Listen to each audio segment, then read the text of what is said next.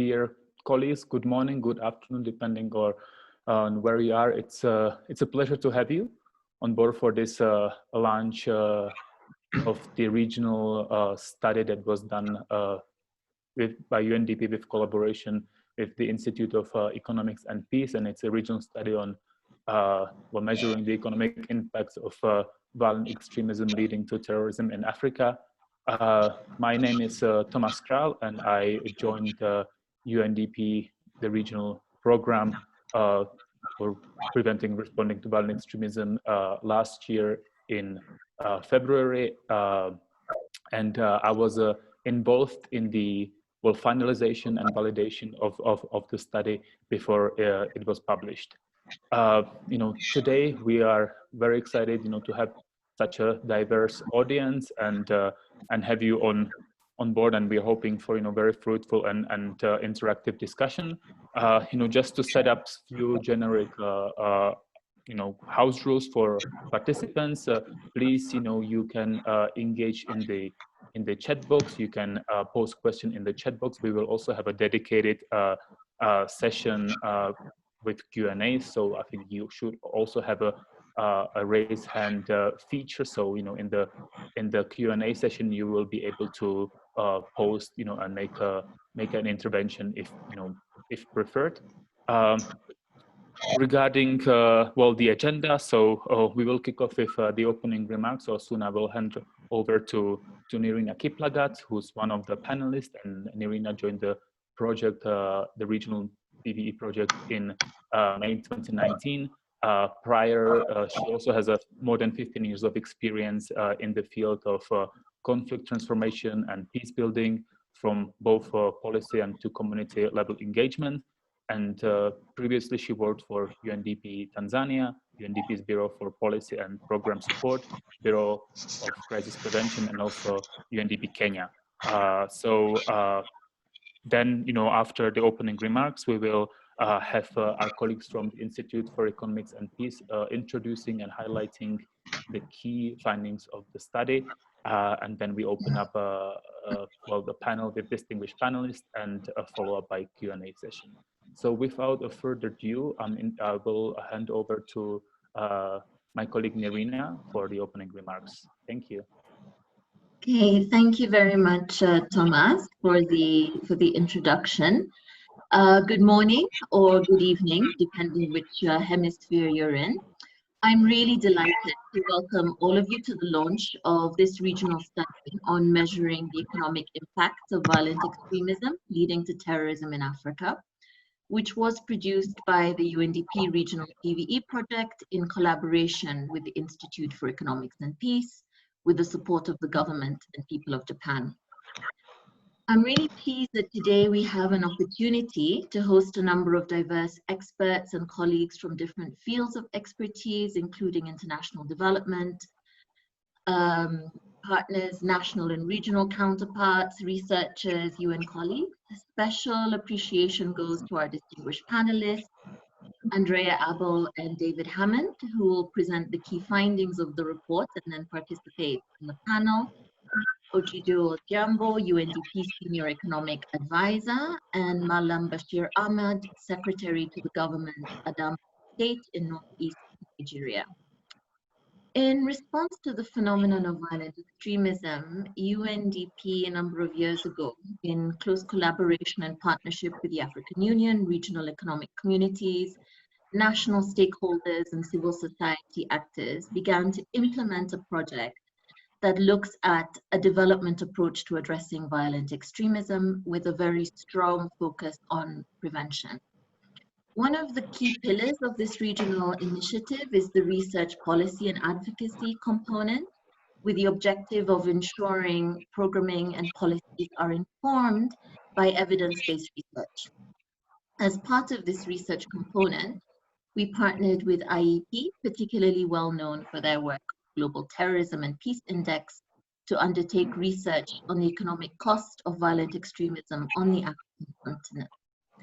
The study shows the economic impact of violent extremism, focusing on 18 African countries, which were the initial countries covered by the project, which are categorized as epicenter, spillover, and at-risk countries, although recognizing that these categorizations are dynamic and fluid, and further examines the impact of attacks on infrastructure, market disruptions, restrictions on movement of people and goods in affected communities, which is all highly relevant to our current context of COVID-19.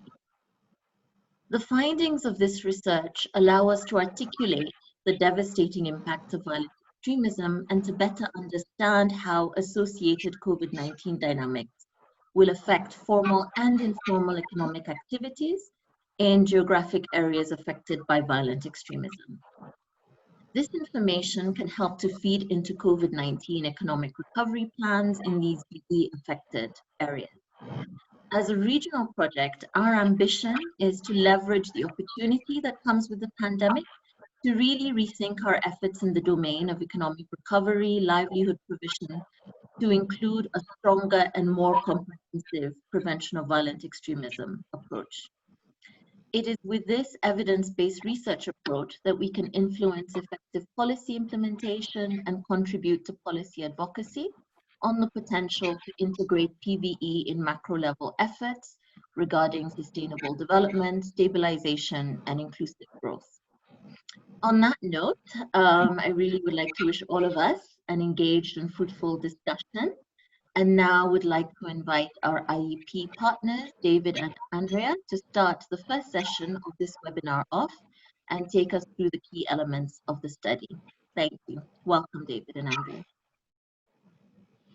Thanks very much, Marina. Thank you, Marina. I'm going to try and share my screen and share the presentation, and then we can get things going. Sure. And just while Andrea is doing that, so that we, in the presentation, the first few slides, I'll just go through a bit of an introduction for the Institute for Economics and Peace, and then I'll hand over to Andrea to go through the findings of the report. Andrea led the research on IEP side for the duration of the project, traveled across Africa and met with many people and conducted a number of surveys to pull this report together. So it was a fantastic effort on her part, and we were very thrilled to work with UNDP throughout this process, and really happy to be here. Sorry, Thomas, so just a technical thing. It says that I'm not able to share my screen, and that that's usually with the host. Yeah, that's fine. I'm going to share mine. Perfect. Yeah, I think you should be able to see Yep. the screen, right? Great. So then David or Andrea, just notify me when you want to move to a next slide. Great. So yeah, if we just go to the next slide. So the Institute for Economics and Peace is an independent not-for-profit think tank dedicated to building a greater understanding of the key drivers and measures of peace, as well as identifying the economic benefits that increased peacefulness can deliver. We were founded in 2008, and if we go to the next slide.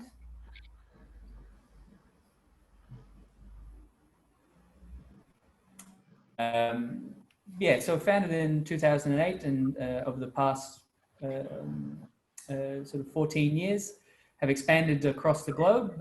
We're still headquartered where Andrea and I currently are, but we have offices in New York, Brussels, The Hague, Mexico City, and Harare. And I believe some of our European and African colleagues are in the audience today, so a shout out to them. Next slide.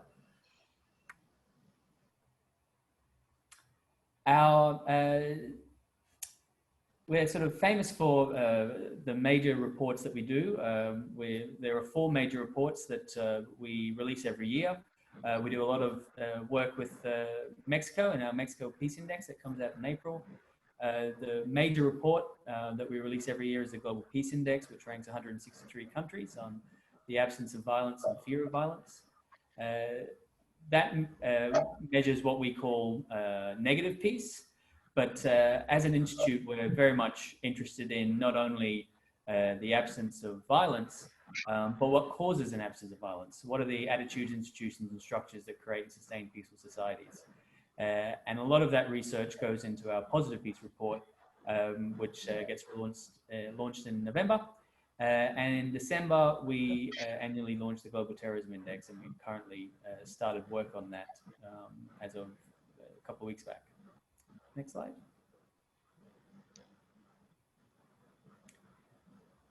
In addition to the core research that we do, we also work with a number of partners across the globe on more specific studies. So for the past 7 years, we've been working on the Global Youth Development Index with the Commonwealth Secretariat. We also developed the methodology and wrote the States of Fragility report for the OECD in 2016 and 18. We also were a contributing author to the Pathways for Peace report, the UN and World Bank report of 2018. And obviously today we're very excited to be presenting the results from the 2020 launch of measuring the economic impact of violent extremism in Africa. Next slide.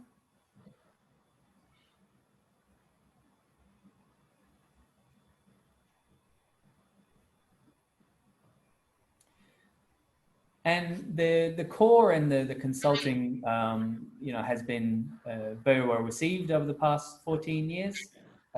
We get very high traffic on our website, and I encourage you, if you haven't visited, to go to www.visionofhumanity.org.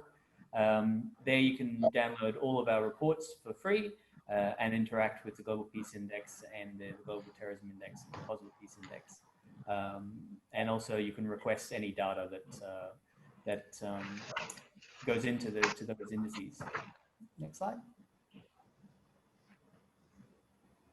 So with that, I'll pass on to Andrea, who will go through the findings of the report. Great, thank you, Dave. So this launch has been a long time coming, and we're very pleased to be able to present the results of this extensive work. I'm just going to start out with, if you can go to the next slide, Thomas, just some key, sort of eye-catching figures, because for better or for worse, it tends to be the case that if you put if you assign a dollar value to something, it will get more attention than if you talk about it in terms of lives lost. So in 2018, the global economic impact of terrorism, IEP calculated to be $33 billion US, which has increased tremendously since over the last decade, since 2008. I'll just walk you through quickly, if you go to the next slide, Thomas, so it's the overview of what I'm going to talk about today, which is going to get at, firstly, the research focus areas and the methods that we used to get to the numbers that we did derive, then to give you an overview of the economic impact in terms of dollar terms, and then to just give you the key highlights from each of the three focus areas that we were tasked with researching. So to start off with, we can skip ahead 2 slides, Thomas. The research conducted was in direct response to the terms of reference that UNDP RSCA set out, which outlined 3 priority areas for the research. So the first one was the macroeconomic focus, so the macroeconomic impacts of violent extremism, in particular the extent to which violent extremism has affected economic growth, foreign direct investment, and whether there was a differentiated impact on investments and sectors and employment between males and females, and how that was brought to bear. The second area was the effects of violent extremism on the informal economy and how that would have impacted informal economic activity, which, as you would know, is a very important sector in a lot of sub-Saharan African countries. And then the third research area was the displacement effects of securitization. And in particular, there was interest in finding out or trying to uncover whether the spending that has come with, the increase in spending that has come with security and military in order to combat violent extremism, has that led to a displacement effect on welfare spending and social security spending in the 18 focus countries. So each of these areas, each of these 3 topics in and of itself is worthy of, you know, many PhD theses and analysis. But what we tried to do was to try to do a summary, a high-level analysis of each of these 3 areas, focusing on the 18 focus countries that the UNDP is focusing on in their programming. So if we just go to the next slide, just talking a little bit about the methods that we used. The first method is the Institute for Economics and Peace has an economic cost model that we use to derive the economic cost of terrorism. And I'll talk a little bit about that later on in the presentation, but we relied on that to derive the high-level dollar values to identify what the cost of terrorism in these countries was. Then we looked at collected data on specific macroeconomic, social, welfare and aid variables that were publicly available. So some of the familiar databases would be World Bank, OECD, IMF, put those together to have a look at the effects of violent extremism on certain macroeconomic indicators. I also went to, we also got data from the National Statistical Offices in Nigeria and Kenya, which were our 2 case study countries, where we were able to do a little bit of more in-depth analysis, including going into the field to conduct interviews and try and look at a subnational level analysis in those 2 countries. And then, of course, we collected qualitative data from informal interviews in Nigeria, which is considered an epicenter country, and Kenya, which is considered a spillover country. So just to give you a high-level overview of what the economic impact of terrorism has been, between 2007 and 2018, IEP was estimating that in the 18 focus countries, the total economic cost was $135 billion US. And this, we realize, is a very conservative estimate because there are so many aspects of costing that we cannot account for. So while we are able to derive a figure that sort of encapsulates what the cost and economic cost of the fatality might be, there are a lot of indirect and spillover effects of that, the psychological effects on family members and society writ large, which are really difficult to capture in dollar terms. So although we've put a dollar value on it, we realize that this is a very conservative estimate. So this total cost has increased by 1,700% since 2007 to 2018. And 90% of this total cost is attributable to Nigeria alone. So 121 billion of this economic impact is from Nigeria's impact. I've given you, there's a table here which is probably going to be quite difficult to see, but it's basically just a summary of the countries in order of decreasing economic cost, with Nigeria and Libya at the top, but Nigeria, of course, by far, by an order of magnitude ahead of the following 17 focus countries. And Burkina Faso, currently down at the bottom, although this data, the data analysis only took up until 2018. So because of the evolving situation in Burkina Faso and how bad the situation there on the ground has gotten, this data is probably, would look different if we incorporated data from 2019 and 2020 into this. So just briefly on how we estimated these dollar values. So the IEP's model for economic costing includes both direct and indirect costs.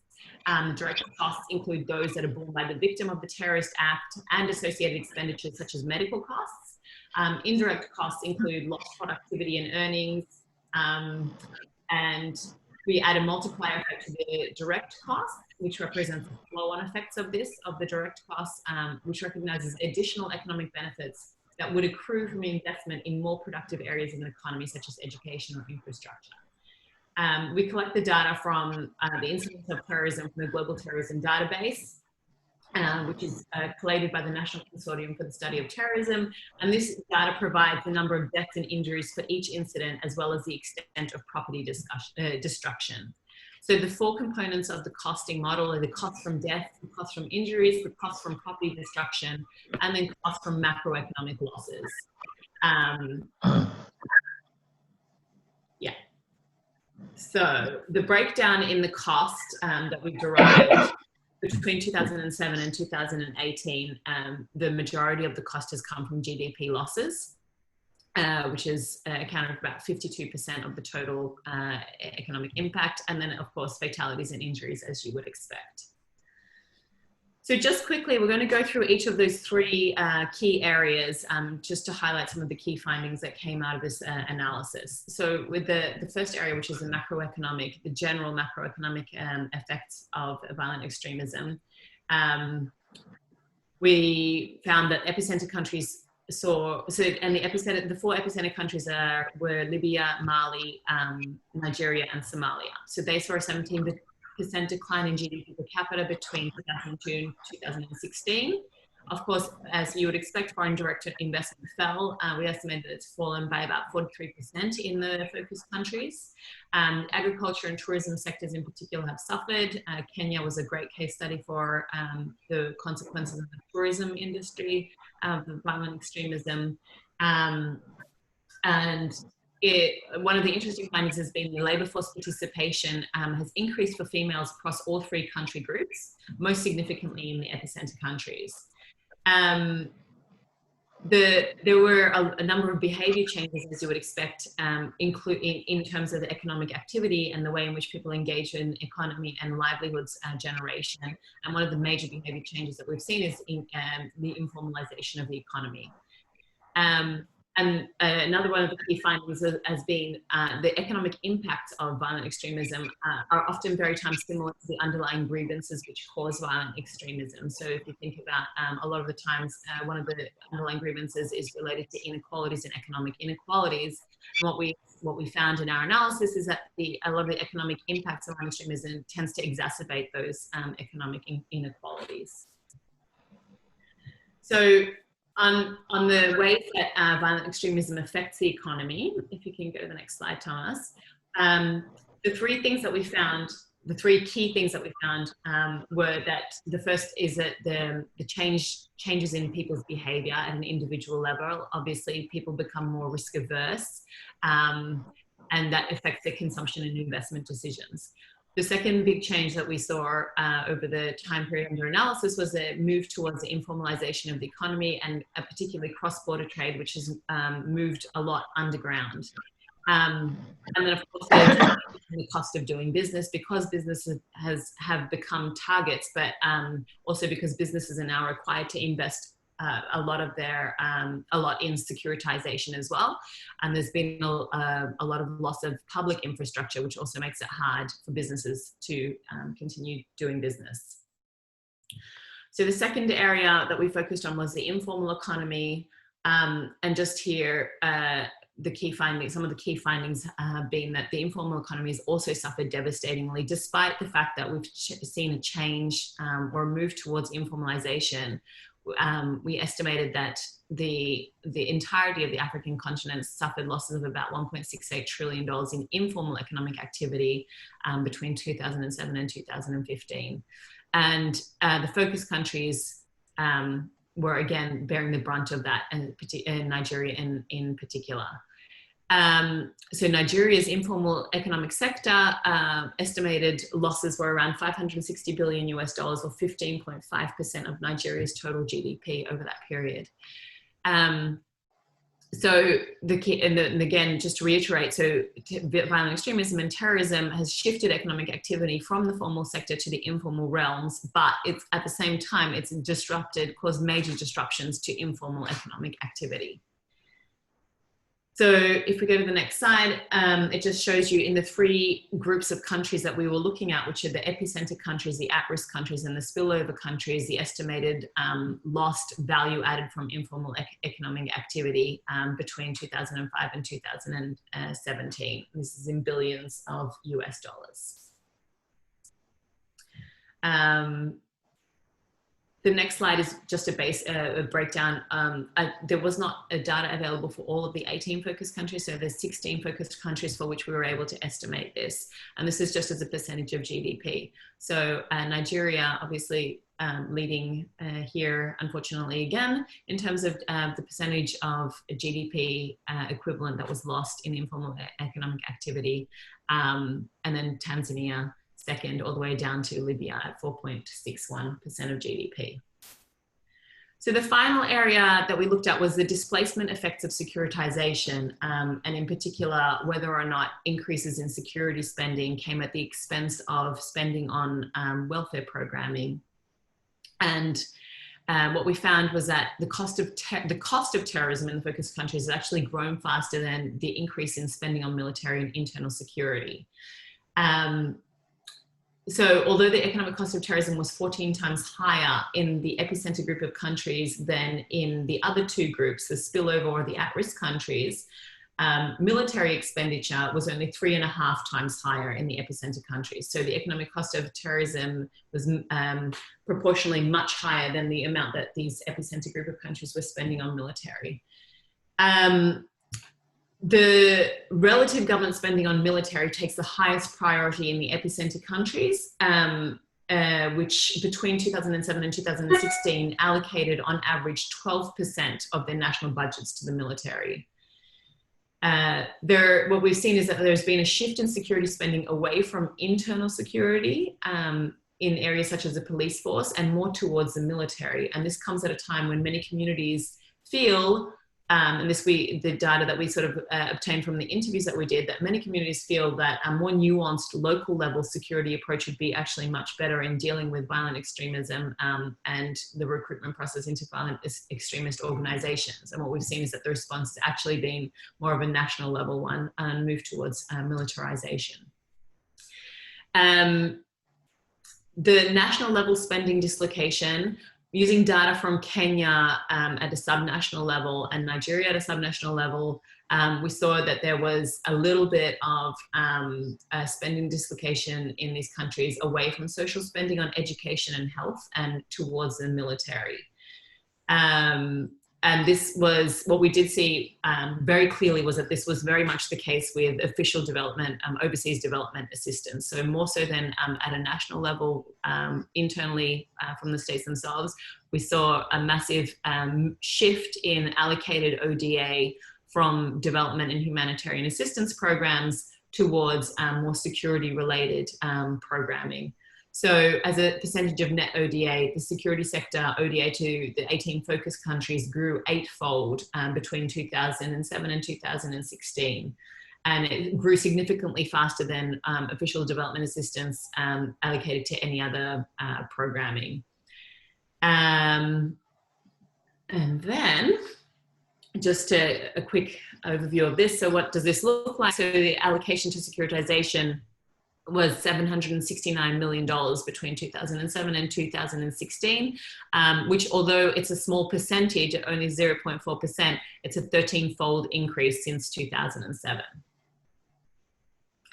And that is a high-level overview of the report and the sort of the key findings that that came out of the research that we were able to conduct. And if there are questions later on around the economic costing model, I'm happy to come back to the slides. But for now, I'll hand it back to the moderator, Thomas.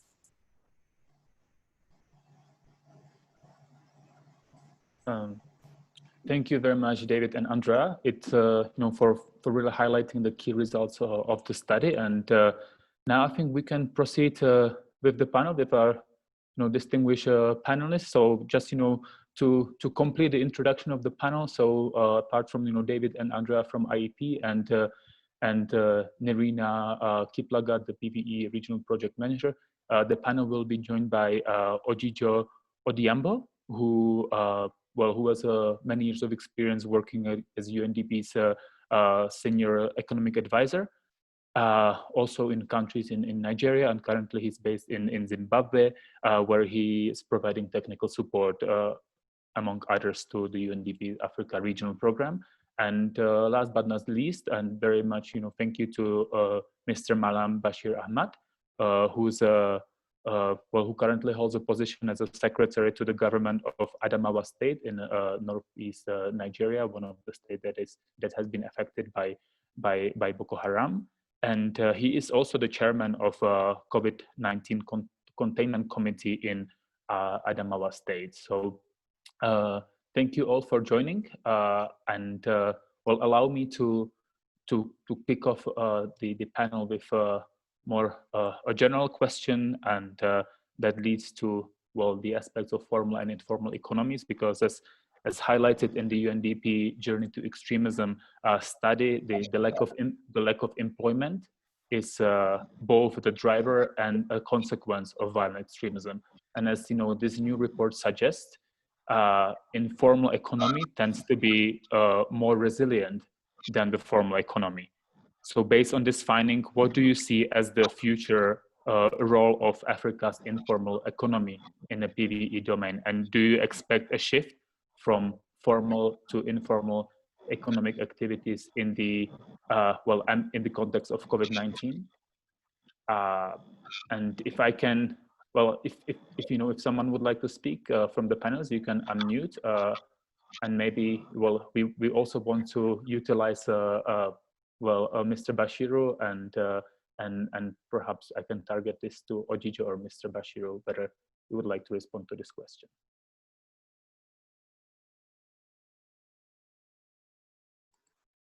Thank you, Thomas. Maybe I could kickstart the discussions. I'm sure my fellow panelists will come in. I think what we have seen is that, I think as the report rightly highlights the fact that the informal economy has been adversely affected by violent extremism. This is basically because violent extremism leads to displacement of persons, kidnappings, especially of the youth, and that were constructed into the groups that engage in violent extremism, the destruction of social and economic infrastructure. We're talking about marketplaces, we are talking about roads, we are talking about what, and just the disruption of people's day-to-day life in terms of what they engage in. In a lot of countries, and I'm speaking from the experience of Zimbabwe, the informal economy is actually the economy, because this engages the large majority of labor force. A lot of people, 85% plus of the labor force is engaged in that sector. So it's actually the economy. And it's actually what drives the economy in those particular countries. So really, what we should be talking about here is how do we make these people who are engaged in these formal economies bounce back, because that's the idea of resilience. While they're affected by COVID, which we now know, or by violent extremism, people always want to bounce back. How do we make sure that these people earn a living on a day-to-day basis? How do you support these economies? How do we allow them to have the skills that they need to engage in these kind of things? How do we improve their entrepreneurial skills? How do we allow them to access credit over time so that they can actually grow their economies? And how do we make sure that they also contribute more in terms of revenues? Because a lot of times, what cracks us in the informal economy is the fact that probably they are not within the formal tax domain. So they're not actually, they don't contribute to the fiscals. But how do you ensure that people who are engaged in this also work in decent conditions, for example? If you look at the marketplaces in a lot of African countries, the working conditions, the conditions under which people engage in trade are really deplorable. So how do we invest in those things? In the context of COVID, we are talking about issues, for example, how do you ensure social distancing within the marketplaces? How do you ensure proper sanitation? So I think really what we should be discussing is how to ensure that we have a decent and thriving informal sector that actually engages a lot of people and that becomes an important source of livelihood, but also that guarantees that people can earn a livelihood day in, day out, and meet their basic needs going into the future. This is what I would say at this point to kickstart the discussions. But for me, the issues of skills, the issues of credit are very important, and then the working conditions under which people operate in the informal sector.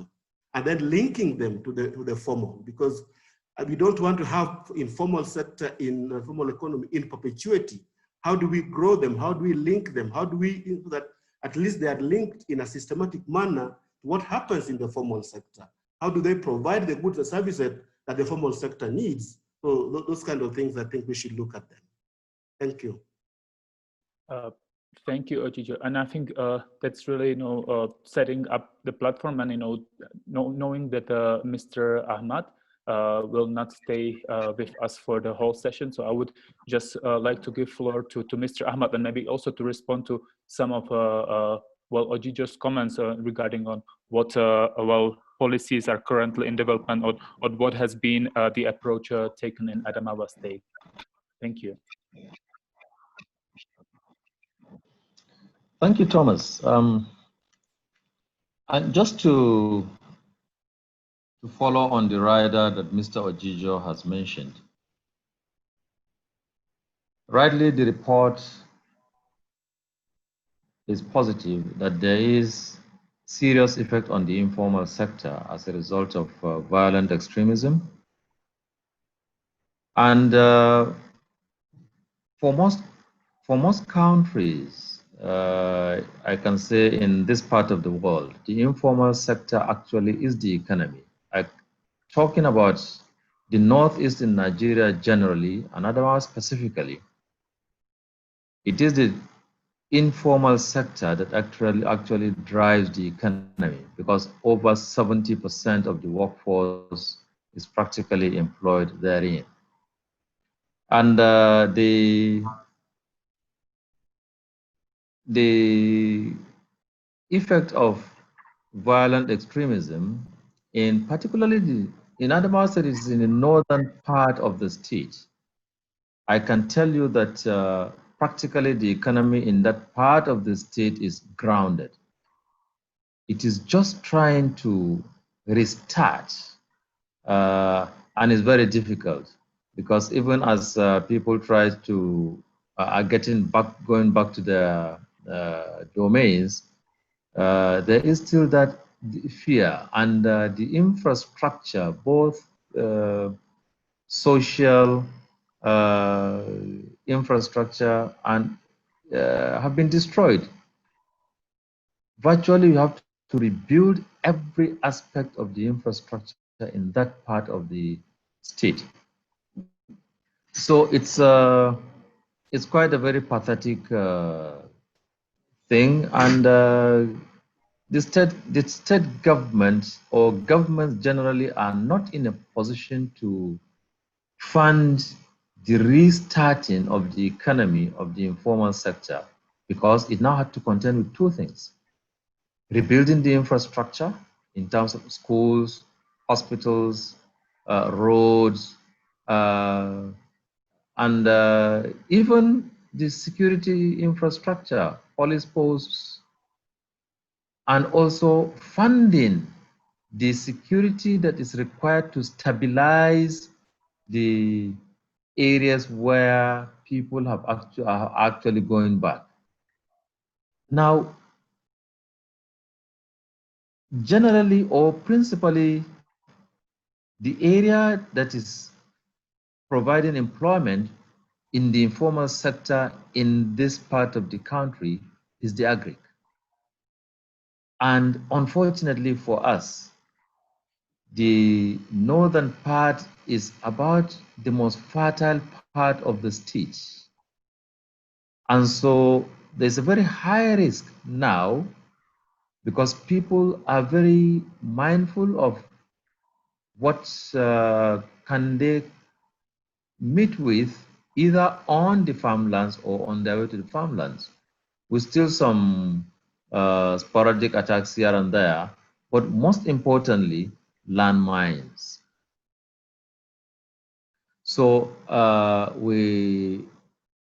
violent extremism in this part of the state, or in this part of the country, has grossly affected not just the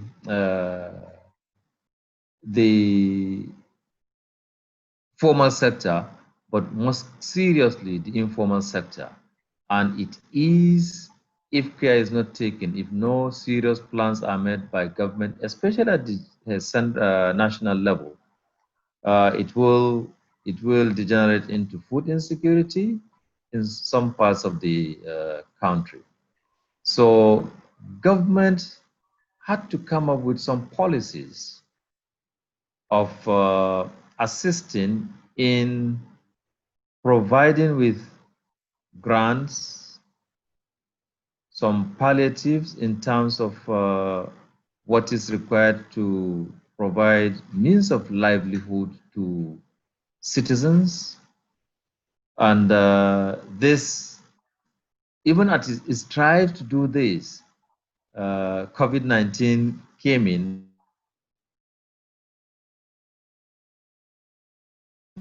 and again serious effect, because the initial budget of the state had to now be cut down by almost 50%, because the government at the central level is no longer able to provide the support that usually comes as a result of the sharing of proceeds from sales of oil. For some time now, the price of the barrel at international level has fallen down to a level that is causing another serious pandemic in addition to the COVID itself. So it's a very it's a crisis situation we're in. There's no doubt violent extremism has caused very serious social and economic lockdown. This is what I can say for now as we continue. Thank you. Thank you so much, Mr. Ahmad, for that contribution. It's really valuable also to have your perspective on informal economies, because the formal economic recovery can also be a part to invest in, of course. Maybe to take it back, indeed, thank you also for pointing out the importance of having an informal sector economy as a kind of protective factor against violent extremism, like an entry point for resilience building. And that's exactly what the IEP report pointed out. Like it's driving the economy, and it can also therefore drive recovery processes following COVID-19, but also following devastating effects of violent extremist attacks. Question then to Andrea, to IEP. How could we further unpack, maybe methodologically, that informal infrastructure as a protective factor? So how could we quantify or try to quantify what we need in terms of recovery from violent extremism, also in the current pandemic? Is there a way to do that? And is that maybe also a lesson learned from the current report? There has been this focus on informal economies. We have been doing the case study in the north of Nigeria, but if you would replicate the study on a country level, would this be an area where you want to dive in further to be more concrete in terms of how the informal sector could or should rebuild, maybe taking also into account losses due to the pandemic? What would be your future desires if you would replicate the study again? Thank you, Anna-Laura. What a tricky question. Yeah, so measuring the informal economic activity is obviously something that is incredibly difficult to do, because there's the whole informality means that there are no national level or very little national level data that even tries to get at this in any kind of country, regardless of the level of development. So the way that we sort of came up with the estimates that we have right now, based on sort of econometric modeling and estimations of economic activity and informality, and how much of a country's economy is basically informal and not. So there's a lot that could be done, I feel like, to to look at what needs to happen in terms of building up in the informality. I mean, at the most basic level, we can update the estimates that we have now to see what the lost value added is of the informal economic activity at a first sort of best estimation, and then think about things that programming could do to ensure that that value added is somehow reinstated. So for example, one of the key things that I learned when I was traveling in northeastern Nigeria is the lack of access to farming, or sorry, there is access, but because of the security barriers that are put in place around the sort of the town centers, people can't or don't feel safe accessing their farming. And so the agricultural lands go unharvested, and there's no roads to take. Even if you get to the agricultural lands, the roads, the infrastructure around, that is all sort of destroyed, and there's no way to get your product to market. So when you can estimate sort of, you know, the value of infrastructure damage, for example, that would be, you know, that would greatly facilitate access to markets, which is one of the key informal activities in many countries in sub-Saharan Africa. How much you would need to invest to rebuild, to provide a greater security perimeter, to take the security perimeter outside of just the township itself, to extend to agricultural farmlands in the area, is one of the key things that you could look at.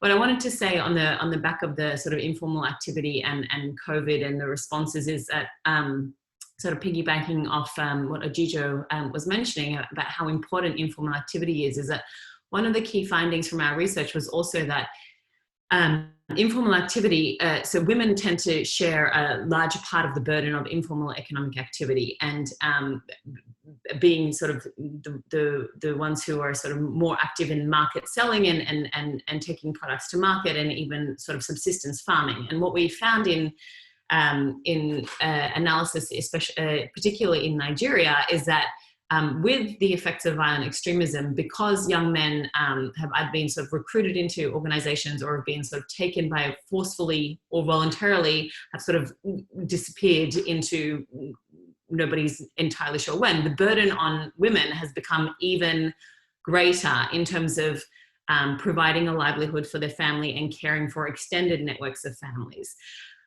So that then compounded by the effects of coronavirus, which the early data suggests that also the fatalities tend to be higher for males. So now you have sort of this double impact, also this double compounding effect for females, who are now required to take on potentially an even greater burden in terms of economic livelihoods because of because of both of the violent extremism and the coronavirus effects. And some of the things that I think would be very important to look at is even like how you can even more support women's groups and women's organizations to get sort of livelihoods up and running, and help them, help them in this sort of double burden situation that they find themselves in. Thank you so much, Andrea, for pointing that out. And I think that also points us to one of the questions that is actually posted already in the chat box. I know that we're moving to a QA session in a bit, but I think it fits into the discussion quite nicely, because there is a question on lessons that could be drawn from the pandemic for areas affected by violent extremism. And Dr. Ahmad, I would like to invite you maybe to take on that question. Do you already feel that there are lessons that can be drawn from the COVID-19 situations, the lockdown, maybe the planning for recovery, that could also, well, function as a double-edged sword, as Andrea pointed out, so have an impact on resilience building against violent extremism alongside preventing the spread of COVID-19?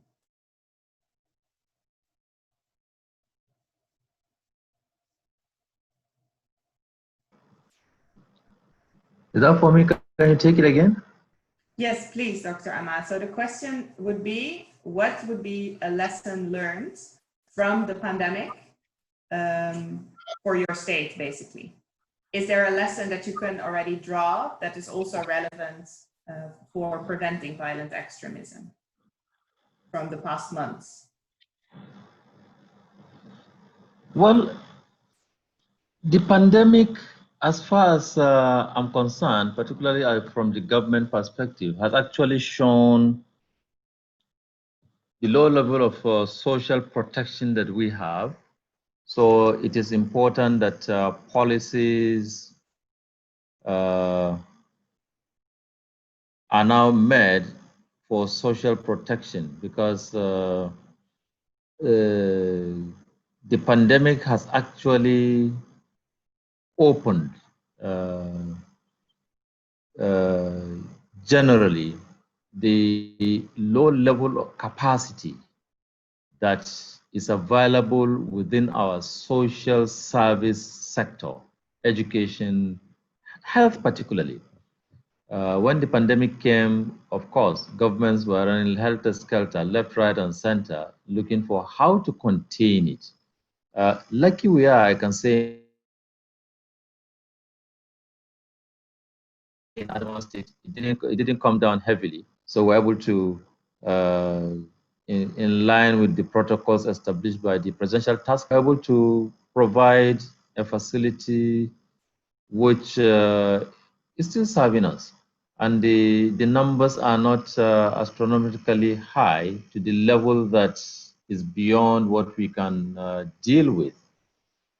But really, the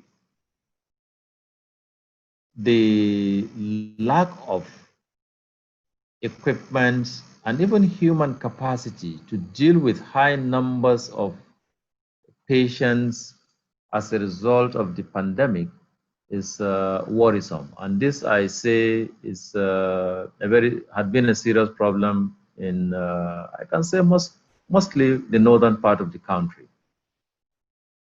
So one big lesson that as a government we have learned is really to invest heavily in social protection and also provide more, if our funds are available, provide more in terms of equipped health facilities.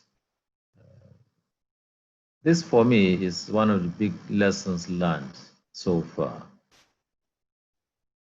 Thank you, Dr. Ahmad. That also speaks to building resilience before a pandemic hits, a little bit like we aim to do with violent extremism by advocating these softer approaches. And maybe building on that, Ojijo, how do you perceive the adaptivity of current interventions to enhance livelihood opportunities? As UNDP, of course, there is a lot of engagement in socioeconomic recovery, in livelihood provisions, in those vulnerable areas that we perceive as a protective factor against violent extremism as well. But what you often, of course, see, and that's also something that the IEP report points out, is that these livelihood opportunities are sometimes not in the right place or accessible for those individuals that are actually at risk of violent extremism. And yeah, a little bit also complementary to what Dr. Ahmad has said about investment in social protection, in the social sector. How could we ensure that these type of interventions, these type of recovery, this type of livelihood interventions, these type of while providing a net for vulnerable youth, so to say, can also be addressing those youth that, well, we know are specifically at risk of violent extremism?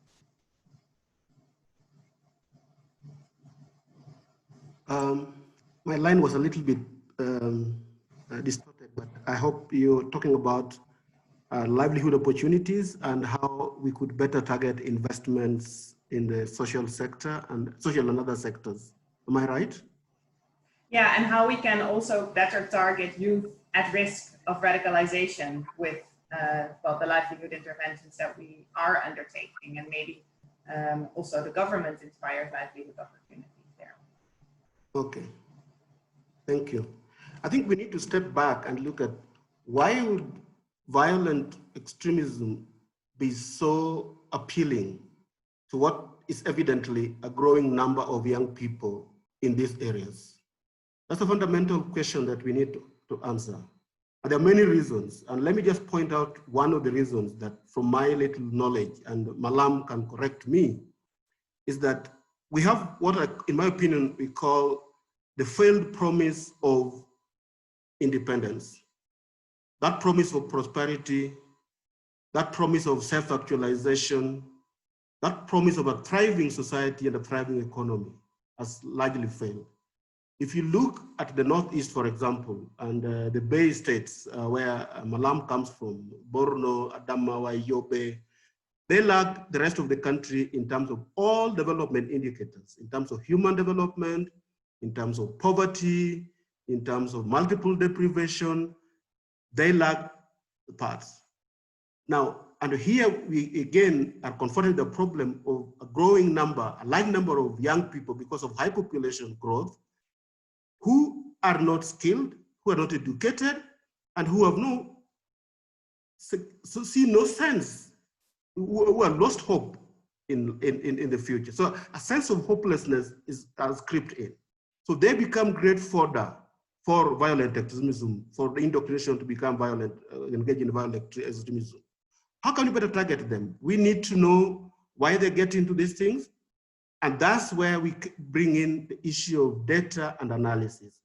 And I think this is not one thing that we and most governments in the region have not actually harnessed properly. The power of data, the power of the right analysis on data and information to inform decision making.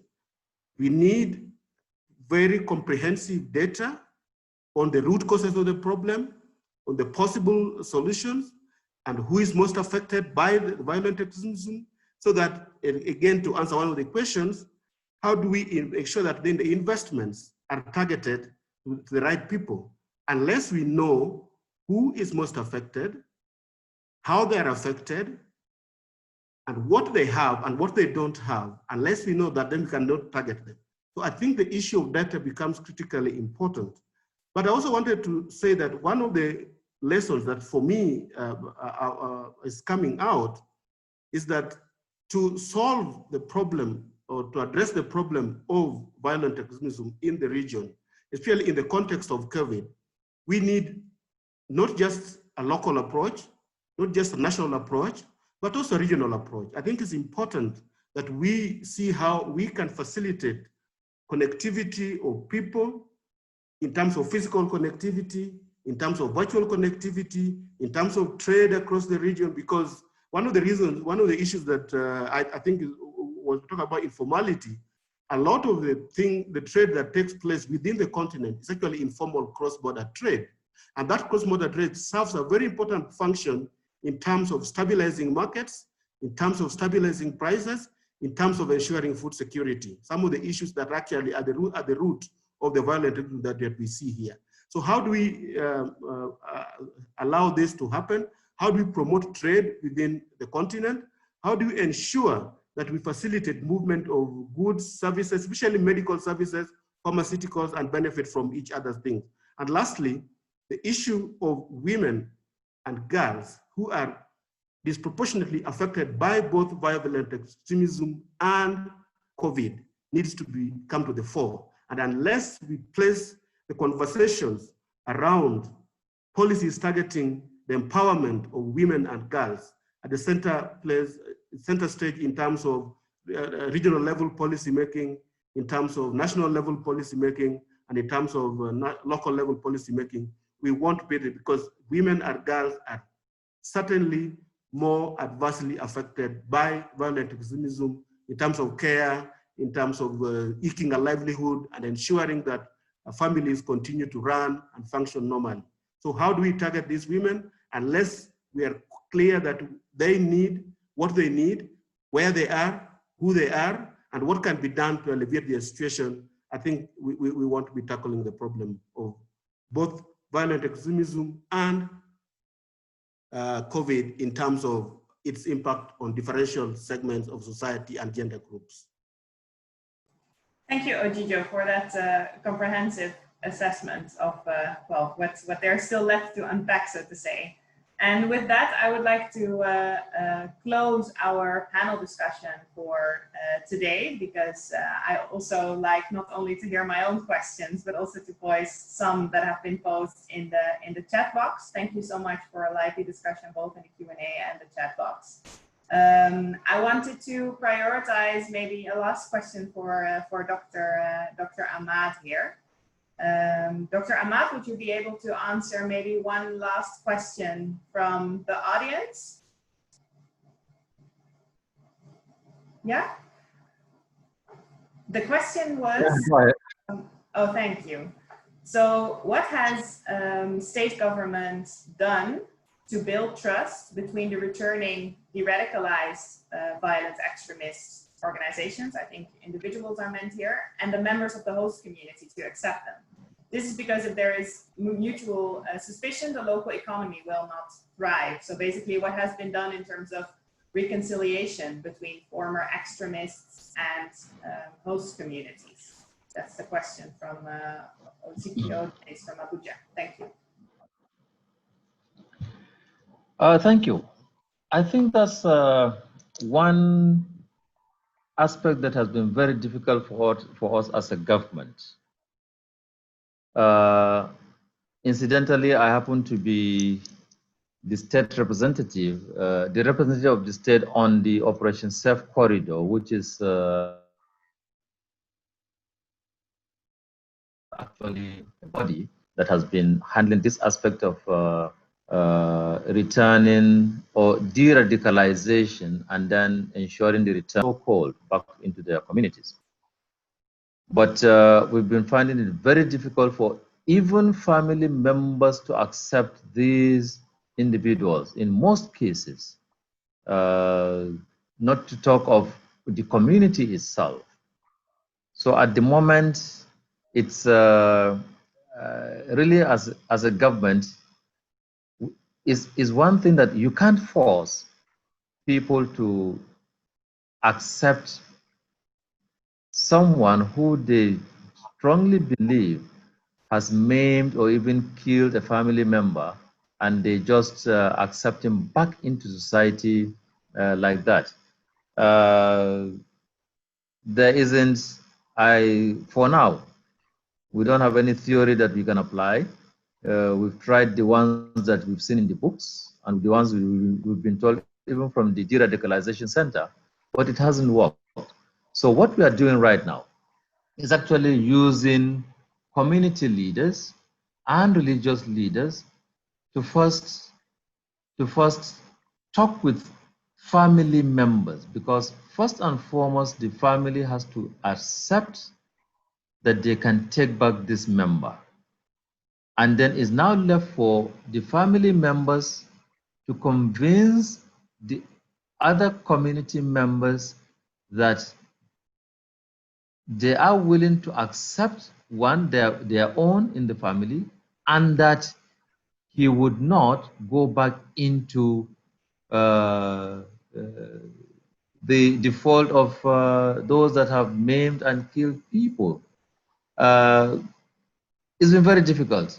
Right now on my desk, there's a classical case of someone whom it is proven even that she was actually conscripted, forced into it, but family members are finding it difficult to accept her. They are not convinced. Really, there is no government policy as to how to deal with this. We can only hope and continue hoping that maybe time will heal the wounds and people will see reason to accept these people back into the fold. But it is a very difficult thing, very, very difficult as at this moment. Thank you, Dr. Ahmad. I think all of us. So at this point, I'll take a leave, and so please, I'm sorry. You have to excuse me. Thank you very much. Thank you so much, Dr. Ahmad, for participating. You're welcome.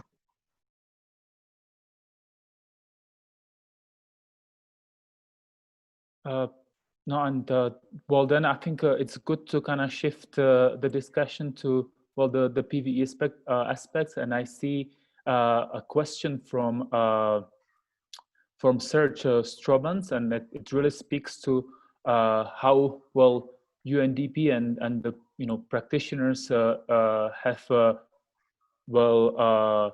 been informed by the findings and the lessons learned from the study in a more systemic approach. So I would pose this question to Nerina, because so we can also utilize her in a panel more.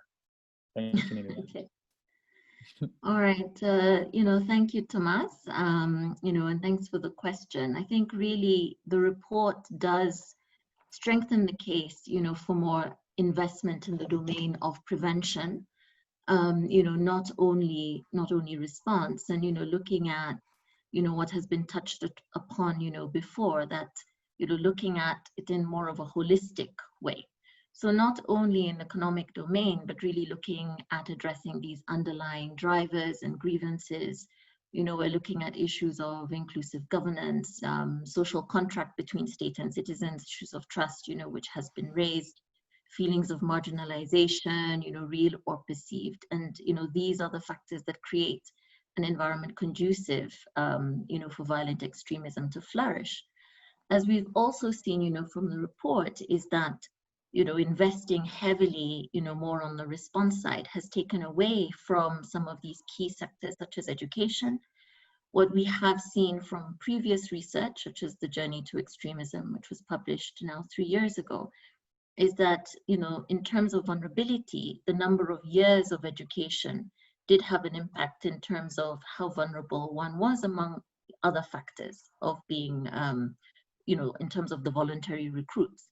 When we're looking, again, at issues of social protection, I mean, this comes into the domain of, again, social contract between the state and the citizens, and feelings, that can arise of, marginalization. So I think it really does strengthen this case for more investments, in prevention, and looking at very sort of, inclusive approaches. So, taking upon, as articulated in the Secretary General's action plan, of these whole of society, whole of government approaches. I mean, here we're looking, at the economic aspect, but we can't, separate it, from the others.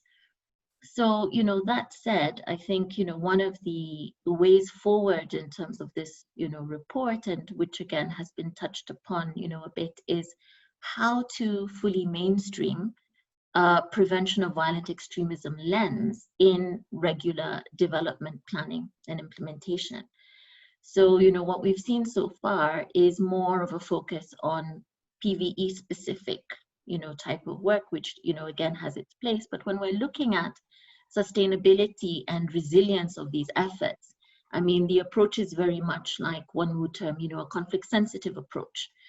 It helps you then, to build upon, this overall, lens. And we're looking at this, in like stabilization work, let's say in the Lake Chad Basin region.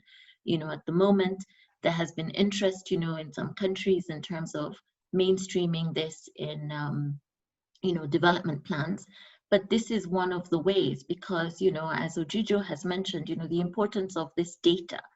Then how are we using this data to then inform, policies and priorities at national level, and, as also highlighted, at the local level. So I think, really being able to mainstream this PVE lens, is absolutely crucial. And, perhaps just to mention in the current context, really advocating for inclusive recovery, programs that also have, particular aspects of targeting vulnerable and marginalized groups, in a way to not also further deepen the grievances, that are experienced.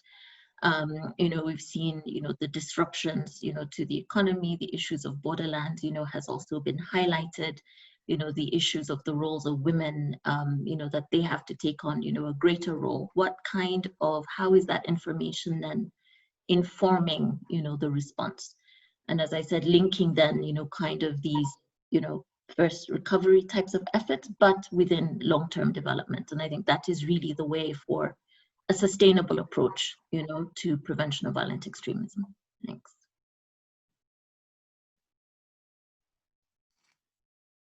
Thank you, Nerina.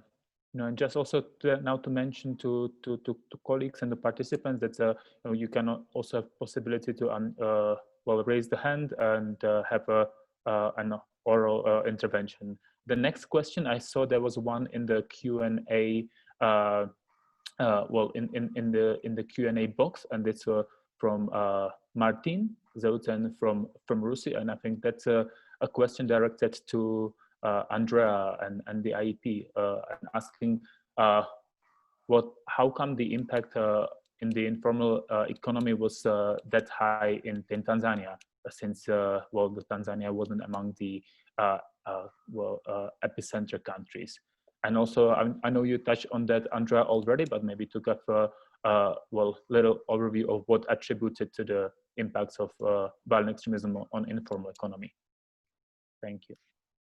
Yes, thank you, Martin, for your question. So the methodology that we used to estimate losses to the informal economy was one that was, very generalized, and it's a very crude estimate. So what we did was we took estimations that were derived econometrically from an academic in England, I believe, who estimated the size of the informal economy. And for informal economy for I think 50 or 60 countries around the world over a certain number of years. And we took the starting point so we basically put a cut point in time from like before violent extremism became a serious problem in the African continent in general, and after violent extremism became a problem. And that cut point in time was uniform for all the countries that we were estimating. So although Tanzania wasn't affected as much by violent extremist activity in the earlier part of that cut point, which was from 2007 onwards, it did become affected from 2012 onwards more and more significantly, to the point where actually in the current rankings of in the Global Terrorism Index, for example, Tanzania ranks 60th out of 138 countries. So it's quite high up there. So the reason that the number for Tanzania is so big is twofold. Well, it's to do with the fact that the informal economy is also quite large in Tanzania. So using the estimation technique that we did, what we estimated was, okay, what would have happened if the informal economy would have continued to grow at the rate that it was pre-2007 versus the rate that it did grow post-2007, when violent extremism sort of started to become a big issue on the continent. And that's how we derived, that's how we got the figures that we did.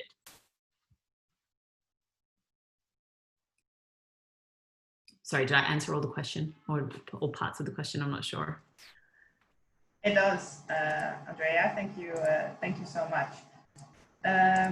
There is another question also to Ojijo,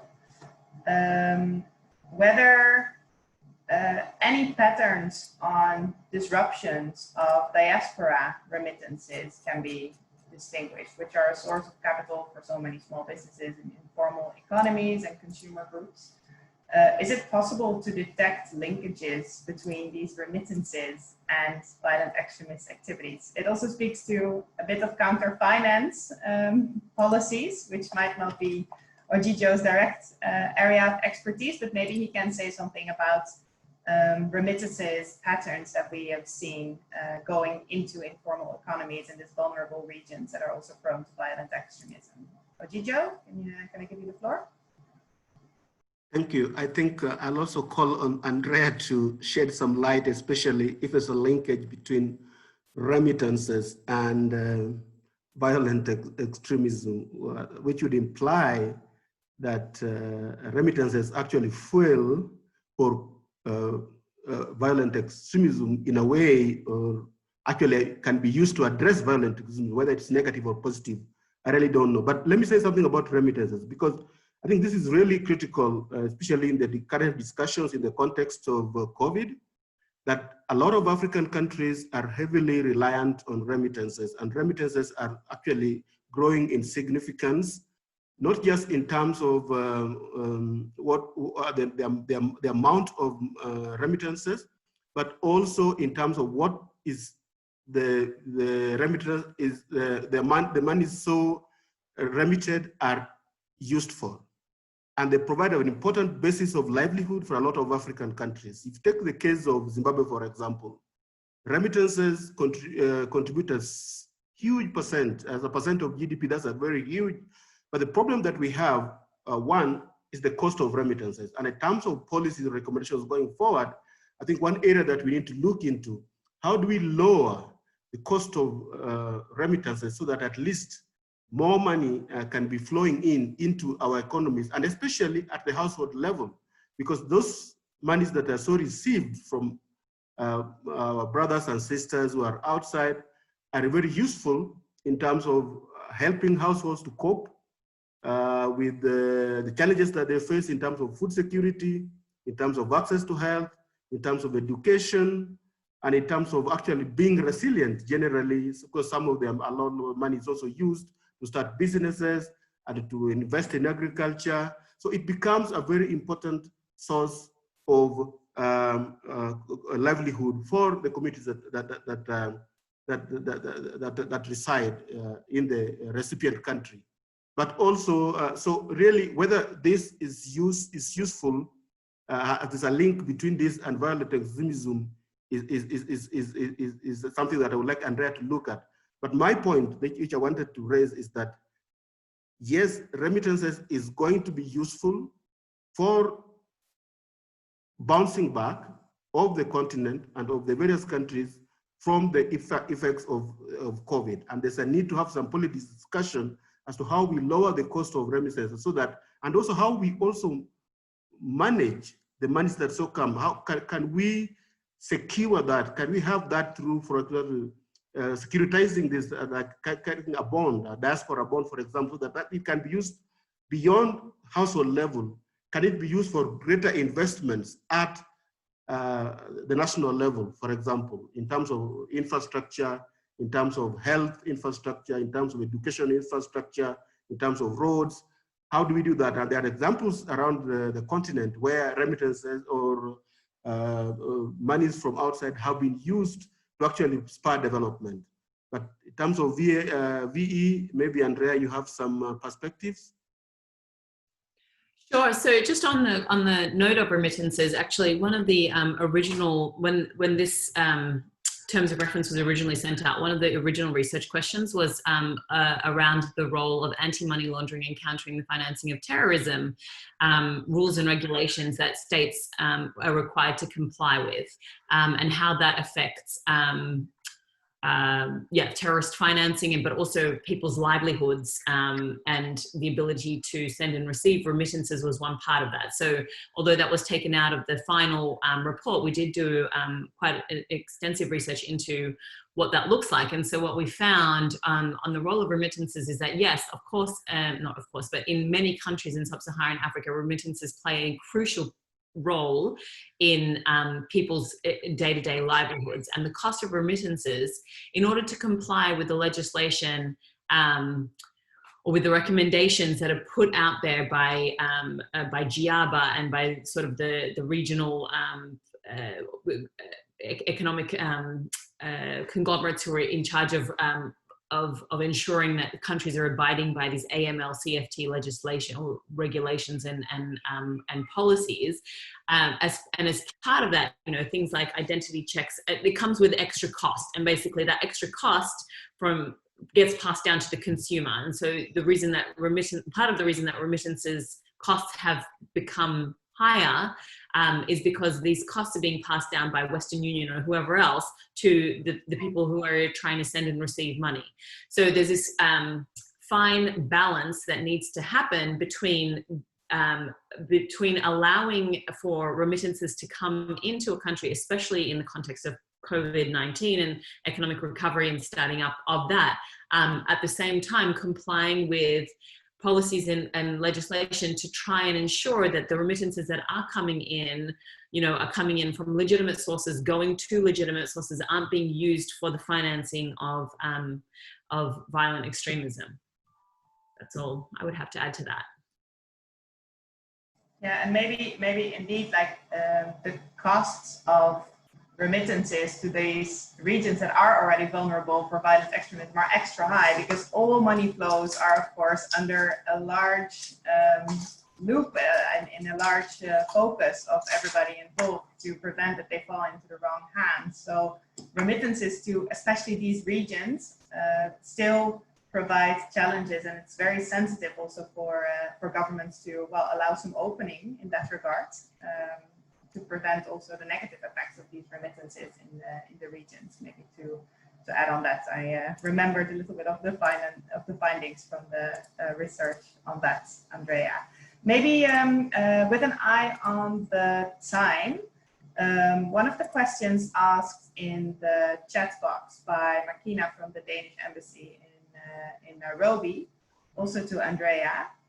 You mentioned that the spending on violent extremism has grown faster than the spending on military and internal security. But how do you make the distinction in countries like Kenya, where the military is so heavily involved in counterterrorism and prevention of violent extremism, both internally and also in Somalia? How did you source this type of data?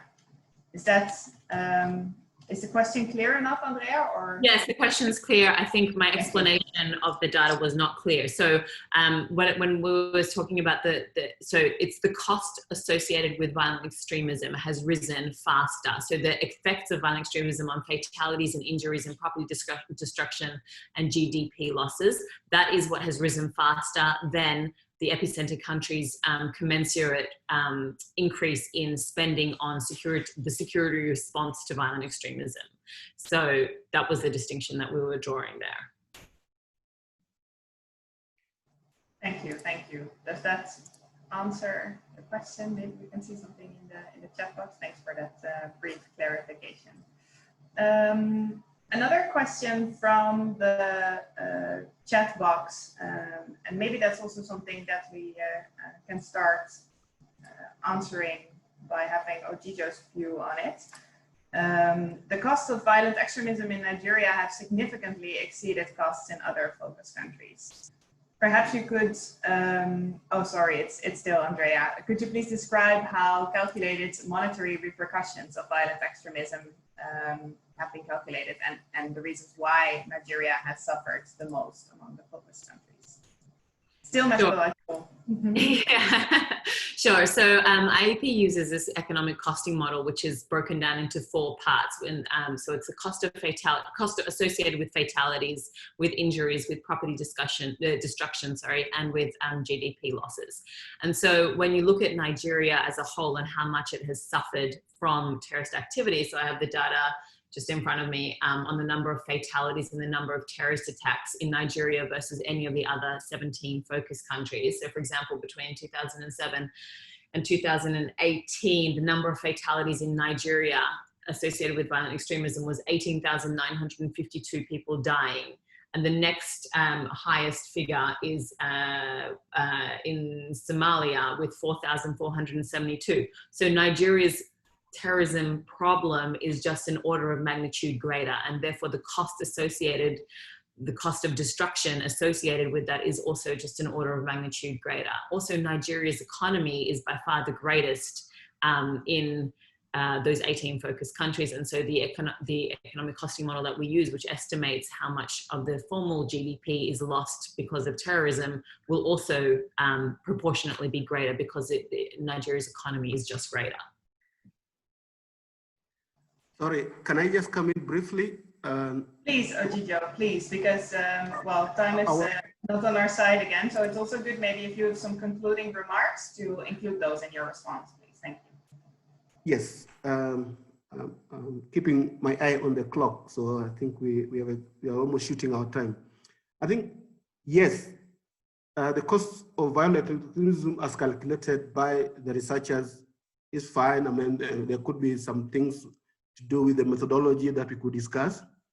But also, let's look at what would it take to reconstruct, to address those particular problems. Is it investments in the same magnitude, or is it lower? Can we be more innovative as we address violent extremism? That is better. Because if you see on the one side, on the negative side, the cost is associated with destruction of life and property, loss of life, abductions and trafficking, displacement of persons, and destruction of social and economic infrastructure. So how do we address this? I think we address this through reconstruction and suppressing insurgency, and that's why the expenditure in terrorism has gone up. But I don't think it matches to the same level in terms of magnitude of spending that's required. And that's what I'm saying. How do we rebuild back societies better? And this would be one of my concluding remarks, is that violent extremism presents, as unfortunate as it is, as destructive as it also presents opportunity to rebuild better, to rebuild sustainably. How do we integrate principles of sustainability in the rebuilding process?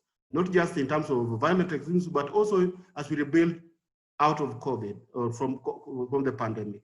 How do we integrate those principles in terms of rebuilding efficiently, sustainably, and ensuring that we rebuild to a condition that is much better than pre-extremism, violent extremism, and pre-COVID. I think this is a fundamental principle that needs to be included in the policy-making process, in planning, so that at least as economies rebuild and as economies recover, they rebuild efficiently and sustainably. Thank you, Ojijo. And indeed, that's exactly where we wanted also to point us towards. We're in a process where we are redefining these type of responses, and also Dr. Ahmad has highlighted that the prioritization of social protection in terms of resilience building, that might be a way in, an entry point. Maybe Andrea, would you have a takeaway message for 1 minute, maybe, to all participants that you want to send us off with? 1 minute takeaway. So one of the things that I think I didn't mention in the presentation, but one of the things that came out in many of the interviews that we did relates to security spending and the role of securitization and how that relates to violent extremism, but also the role of donors in and exacerbating and sort of potentially creating more tension around this than there needs to be. So one of the things that came out with many of the interviewees on displacement effects of security spending is that as violent extremism has become a hotspot geographically in certain areas, what's tended to happen is that not only the national response, for example, in Nigeria has tended to be, for example, sending, very much a security response military to the northeast area of Nigeria, which has led to potentially more tension with the communities that are already feeling neglected and vulnerable. But at the same time, donors have channeled all their funding, or the majority of their funding, towards that area geographically as well, and into security programs at the cost of other regions and other programming that is also critical. And so, you'd have organizations that literally would pick up from one area of Nigeria and just go, everybody fled to northeastern Nigeria and left behind large segments of the country, which had then had programming started up and then never continued or never got to finish the project. And so how that relates to the situation now with COVID-19 would also be something really interesting to look at, to see how and where we can optimize donor funding, whether it's geographically or programming wise, to ensure that this kind of thing doesn't happen again, or doesn't happen to the same extent, where all organizations are suddenly focused on what they try to categorize as PVE programming at the expense of other programming in a particular region of a country that's also, so it's all security related, and how that can exacerbate sort of the tensions that are already existing there. So I don't know whether that's a takeaway or food for thought or for potential future research, but that was one of the things that sort of I wasn't able to elaborate on in the presentation, but that came up a lot. Thanks, Andrea. And indeed, like it's a complete domain, I would say, of research. And I think, well, I leave the last word for Nerina, maybe also to highlight on our approach to that, and our desire also to learn more about that through the course of our regional PVE program. Nerina, please, can you also close us off with some takeaways? Thank you. Yes, thank you, Anna-Laure. Perhaps before I speak, I see that David wanted to make a comment. David, if you could go ahead just very briefly, and then I'll come in with my closing. Sure. Just very briefly. First of all, thanks very much for everyone's participation. It's been a great conversation. Just to sort of pick up on a couple of points, the current report, I think is an excellent start to understanding the effects between the formal and informal economy for violent extremism, which leads then to contextual potential policies that can be made to address them. But just on the point of systemic, the systemic nature of it, obviously this is very much an economic focus. IEP has a very strong economic background, but we also look at peace in general and the drivers of peace. And we found that our positive peace framework has been a very useful tool for people to think outside of just the economic or the sort of policy area. Our positive peace framework is comprised of 8 things. It's well-functioning government, equitable distribution of resources, free flow of information, good relations with neighbors, high levels of human capital, acceptance of the rights of others, low levels of corruption, and sound business environment. And we found that those 8 things are really useful for policymakers as sort of a checklist to think through all the different angles that can create social inclusion and peaceful societies. But with the added benefit that those things are very simple for community level people to understand as well. So it bridges the communication gap between government and policymakers and the sort of local communities who hopefully will benefit from future studies like this. So if we were going to do this again, I would certainly look to more of a systemic or recommend a systemic approach on how these findings of this particular report fit into a broader context. So, but again, thanks very much for everyone. This has been a great conversation. Really been a privilege to be here. Thank you, David. On my part, really in terms of, concluding comments, I mean, we did the study, it was concluded before the pandemic hit. And, when we look at the study, I mean, we did recognize that it forms a good baseline and helps to inform the recovery, particularly, economic recovery in VE affected areas. And it gives us this baseline in order to see, what was the situation and, where does the focus, need to be. So I think, in the current context, I mean, that is a really important component, of the study.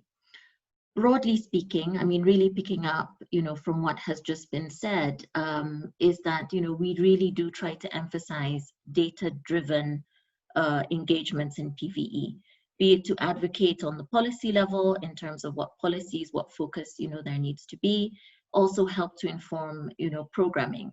And as mentioned in terms of, the sustainability, the resilience, I mean, this also really does, make the case for greater prevention, broadly speaking. As highlighted, when you have this focus on, the most affected areas at the detriment of other places, which can then become vulnerable. And just to perhaps, share, one example, when Kenya was developing the county action plans, even in counties that were assumed to not be VE affected areas, when they had these community level consultations, what they found was there was radicalization leading towards violent extremism. There were the factors present, and we are seeing this in terms of, as I mentioned in the beginning, these categories of epicenter, spillover, and at risk are dynamic and have expanded. And looking at the continent today, I think we can say, there are more at risk countries than was initially seen, let's say in 2016, 2017, when we had these consultations in the development of the Africa Regional PVE program. So, I think this is a main thing in terms of really advocating for a PVE lens really being integrated, into, the economic perspective and going beyond just, as I said, the at risk, but, in terms of broader development. So just, with that, those few comments, I really want to thank all of the panelists, for being with us, today. Andrea, Ojijo, David, of course, Mr. Bashir Ahmed in absentia. I also really want to thank my PVE Africa team, Thomas, who has been the lead on this, Anna-Laure and Joel. and to all of you for your participation in the event. I hope you've all read, the study. If you have any follow-up questions or, queries to us, please feel free to get in touch. So on that note, thank you very much. Goodbye.